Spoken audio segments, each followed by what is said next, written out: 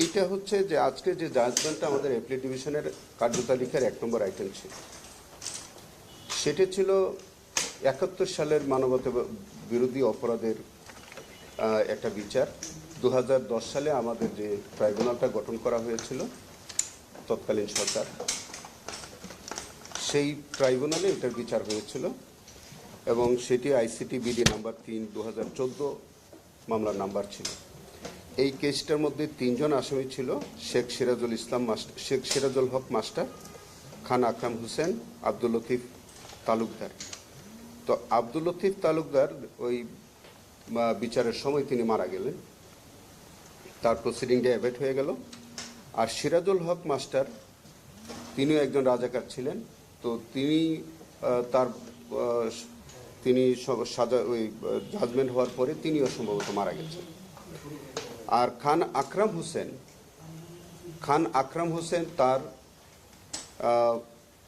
আমাদের international crimes tribunal অ্যাক্টের 3(2) small a, small g and small h এই 3টে সেকশনে চার্জ গঠন করা হয়েছিল।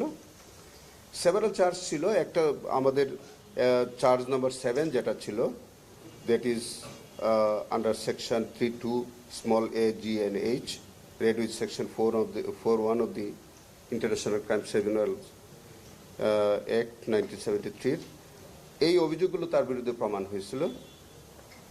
তখন তৎকালীন ট্রাইব্যুনাল তাকে কনভিক্ট করে এবং টিল হিজ ন্যাচারাল ডেথ, যতদিন তিনি বেঁচে থাকবেন জেলখানায় ততদিন পর্যন্ত তিনি জেলে থাকবেন, এরকম একটি সাজা হয়েছিল। তারপরে সেটি তারা আপিল ফাইল করেছিলেন। আপিলটা আমি দায়িত্বভার গ্রহণ করার আগেই সেই আপিলটা শুনানি হয়েছিল। আমি শেষাংশে গতকালকে আইসিটির পক্ষে আমি আর্গুমেন্ট করেছি। আমাদের আর্গুমেন্টের জায়গাটা ছিল এই কেসটায়,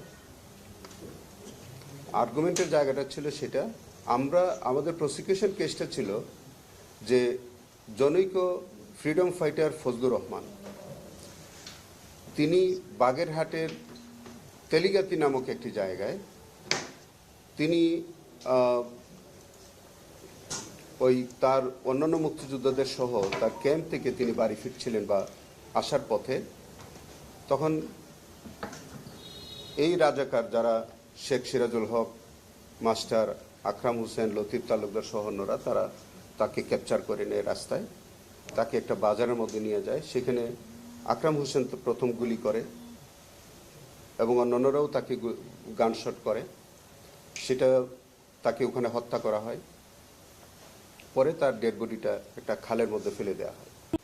এটা আমাদের prosecution case. In support hour এই এলিগেশনের সপক্ষে 4 জন লাইভ উইটনেস, যারা আই উইটনেস আমরা বলি, যে 4 জন আই উইটনেসকে পরীক্ষা করা হয়েছিল।